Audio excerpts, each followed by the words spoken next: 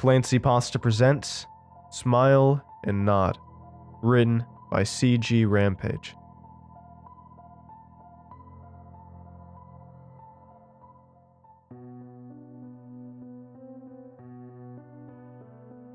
It began with a stranger. It seems the most peculiar of occurrences often do. Ryan Sanders had been enjoying his walk along the Boston Commons. The trip had become part of his evening routine.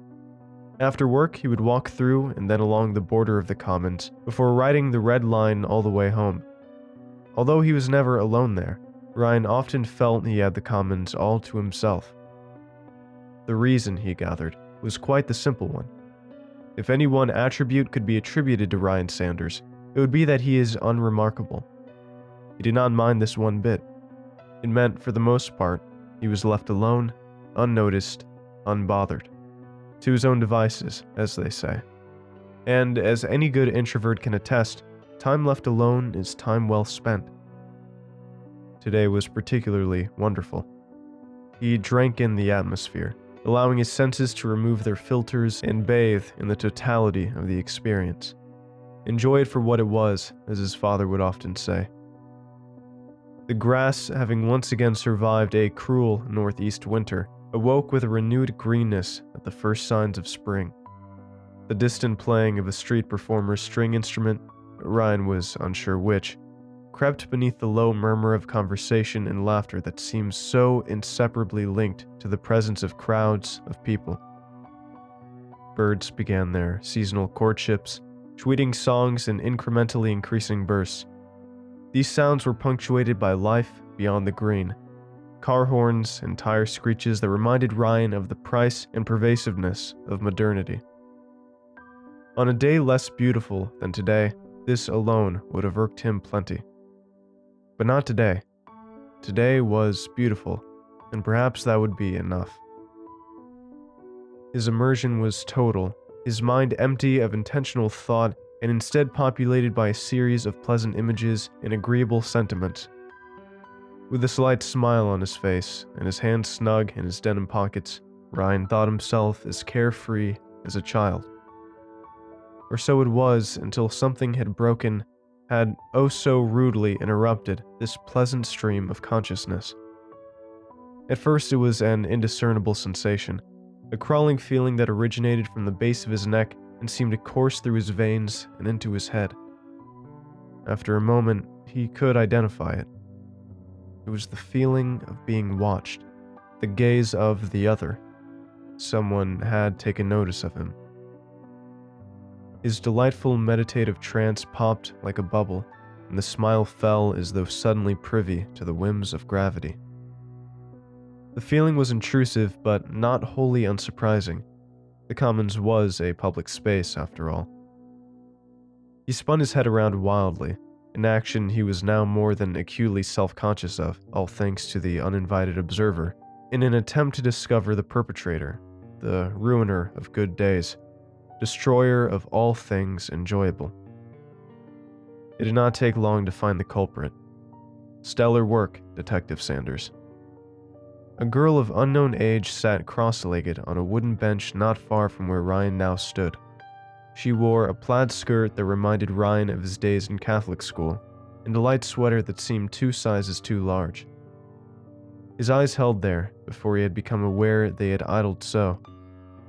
Embarrassed, Ryan sprang them upwards. He paused. Then he gasped an unbelieving gasp. No, that wasn't quite right. He was unwilling to believe what his eyes professed to him as reality. The girl's face was devoid of all features but her mouth, a mouth outstretched into a grin wider than any Ryan had ever seen. The ends of her mouth extended from cheekbone to cheekbone, thinning her lips into an impossibly invisible line. Her teeth, both bottom and top, stood naked and white. They seemed locked into place, airtight, gates that not even light could enter. After a minor struggle, against that urge that seemingly ubiquitous urge that compels one to slow one's car on a busy highway and glance at the wrecked aftermath of a car crash. Ryan moved his gaze upwards. Her face bore two shallow crevices where her eyes should have rested, lazy indents as though a thumb had been pressed twice into a ball of Play-Doh. From there to her mouth was only a preternatural smoothness, shapeless skin where features should have been. His eyes danced on her face and finally settled once again unwillingly, on her mouth, on her smile. And this was when Ryan could no longer control himself, and he shrieked.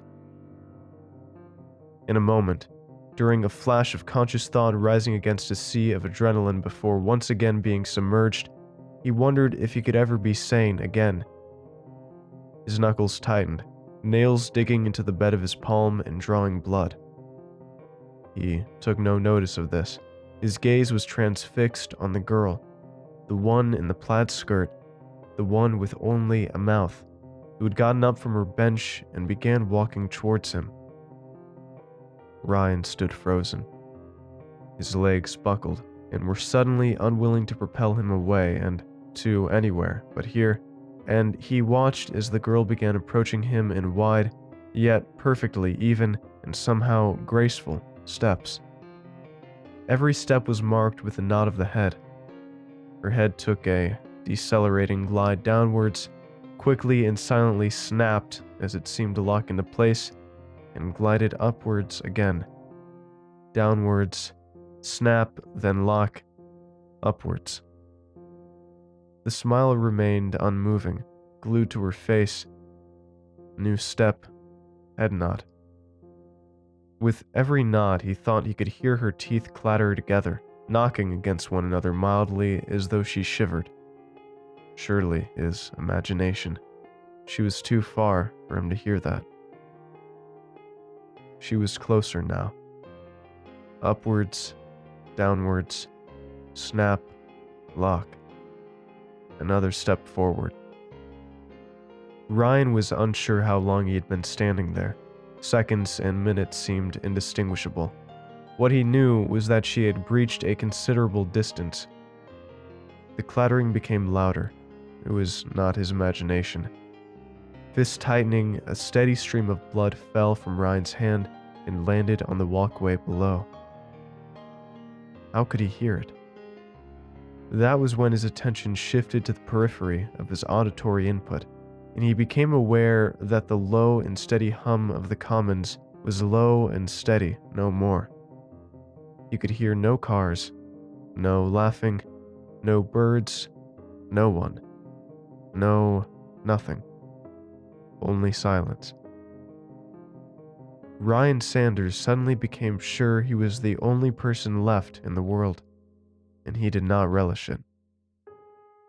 Upwards, downwards, snap, lock. Closer still.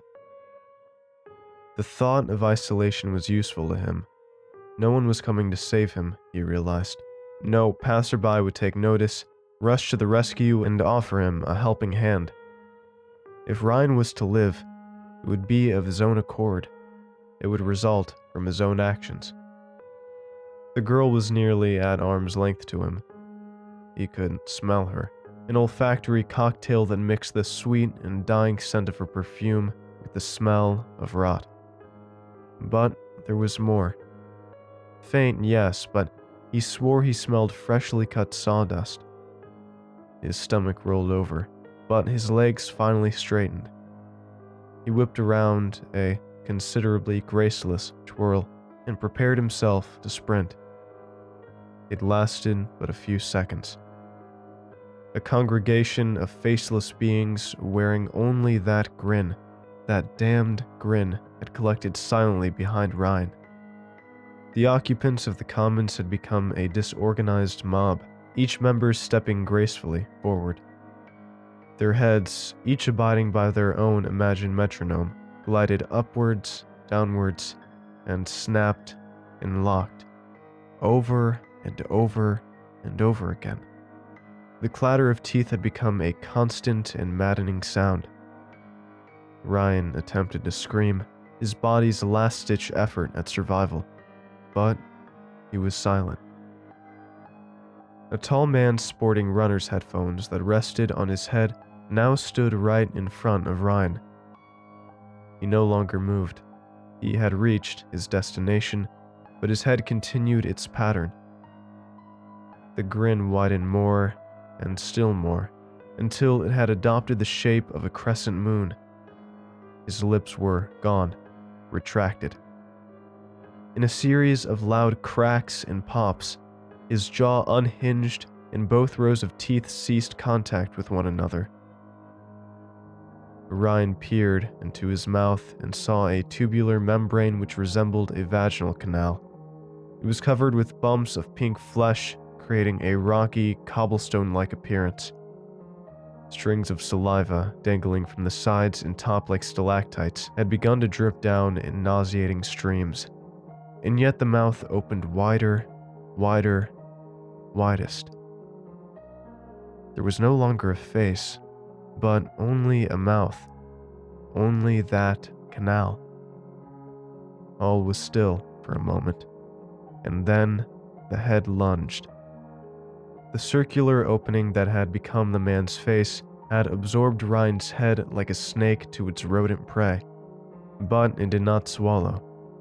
It would have been better for Ryan if it had.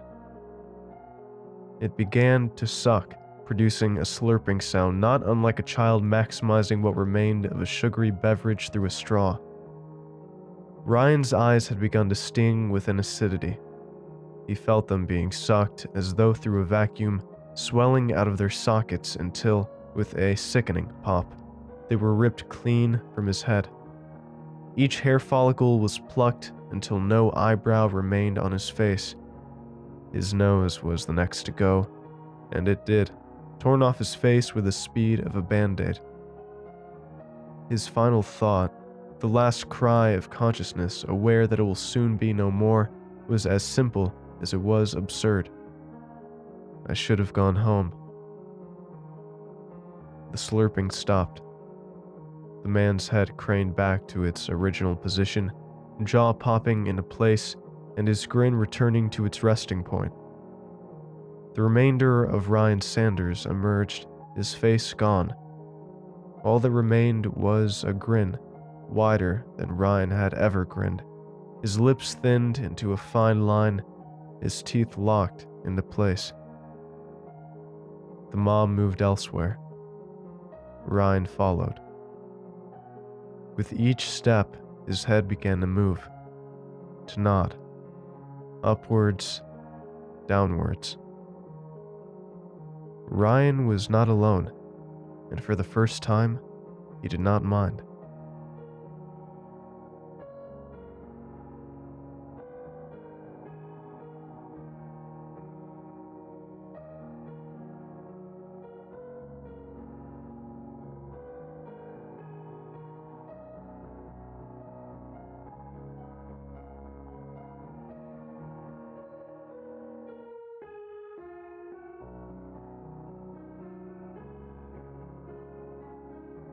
Thanks for watching, and I hope you enjoyed today's video. I want to give a huge thanks to all of my supporters over at Patreon and YouTube memberships. Your support makes these narrations possible, and I appreciate it a ton. If you'd like to join these lovely ghouls, you can head on over to my Patreon at patreon.com/ClancyPasta, or click the join button below to become a member. And if you'd like creepy cool shirts, make sure to head on over and check out my official merch store for some awesome tees, hoodies, stickers, and more. Alright. Thank you all for watching, and I hope you have a great night. Cheers.